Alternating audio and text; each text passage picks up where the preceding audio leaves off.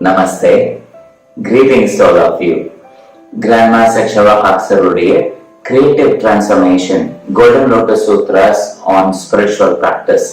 இந்த புஸ்தகத்துல இருந்து இன்னைக்கு வரக்கூடிய முக்கியமான சூத்ரா on Guru அப்படிங்கிற டாபிக்ல என்னங்கிறத பார்ப்போம். The Guru can show the way, but you must walk the path. You must transform yourself. இதுக்கு முன்னாடி சொன்ன சூத்ரால குரு ஒரு சூரியன் மாதிரி, இருள நீக்கக்கூடிய ஒளி தரக்கூடிய சூரியன் மாதிரி, சூரியன் மாதிரி அப்படிங்கறத சொல்லியிருந்தாங்க. இந்த சூத்ரால குரு உங்களுக்கு அந்த வழியை தான் காமிக்க முடியும். சீடர் தான் அந்த வழிபடி நடந்து முன்னேறணும். You should transform yourself. நம்ம தான் நம்மளுடைய குணத்தை உருமாற்றம் செஞ்சு புனிதமான இடம் நோக்கி போறதுக்கு தேவையான தகுதி உள்ள ஆட்களா மாறிக்கணும்.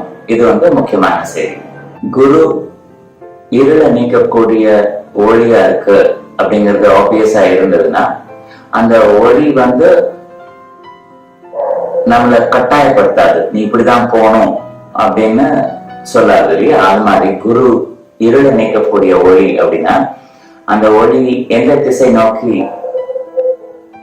வீசுதோ அந்த திசையில இருள் இருக்காது. அப்ப இருள் இல்லாத பாதையில நடக்கிறதுக்கு, சீடர்களுக்கு எளிமையான வாழ்க்கையை அமைச்சு தர்றதுக்கு குரு தரக்கூடிய பார்வையை, குரு காண்பிக்கக்கூடிய வழியை, பாதையை நம்ம ஃபாலோ பண்றதுக்கான பிராப்தம் மட்டும் கிடைச்சதுன்னா, அது புனிதத்திலும் புனிதமான ஒரு மிக முக்கியமான கர்ம பலன் மாதிரி சொல்லலாம். நம்ம வாழ்க்கையில பல ஜென்மங்களா செஞ்ச புண்ணியம் தான் ஒரு மிகச்சிறந்த ஆன்மீக குரு கிடைக்கும். அப்போ நம்ம வாழக்கூடிய அந்த காலகட்டத்துல ஒரு மிகச்சிறந்த குருவோட நம்ம பேசுறதுக்கு, பழகிறதுக்கு, அவங்க சொன்ன வழிகாட்டுதலை பின்பற்றி நடக்கிறதுக்கு நம்மளுக்கு பிராப்தம் கிடைச்சதுன்னா, அதை பயன்படுத்துறது மிக மிக முக்கியமானது. சாதாரண டீச்சர்கள் என்ன செய்யணும் என்ன செய்யக்கூடாது அப்படிங்கறது நம்ம பின்னாடில இருந்து எழுச்சிட்டே இருப்பாங்க இல்லையா? அதை செஞ்சுதான் ஆகணும், உன்னை செய்யறேன்னா அதை செய்வேன், இதை செய்வேன் அப்படின்னு சொல்லுவாங்க. ஆனா தான் யாருங்கிறத உணர்த்தி, தான் ஆத்மாங்கிறத உணர செய்து, அந்த தெய்வீக தந்தையோடு இணையறதுக்கான செய்திகளையும் ஒளியும் தரக்கூடிய அந்த மிகச்சிறந்த அகசூரியன் மாறி விளங்கக்கூடிய குரு இந்த செயலை செய்ய மாட்டாங்க. நம்மளை கட்டாயப்படுத்த மாட்டாங்க, நீ நடந்துதான் ஆகணும்னு சொல்ல மாட்டாங்க. நம்ம என்ன செய்யணும்னு தோணுதோ அதை சந்தோஷமா செய், ஒன்னும் பிரச்சனை இல்லை. உனக்கு என்ன விஷயமோ அதை நான் காமிக்கதான் முடியும்.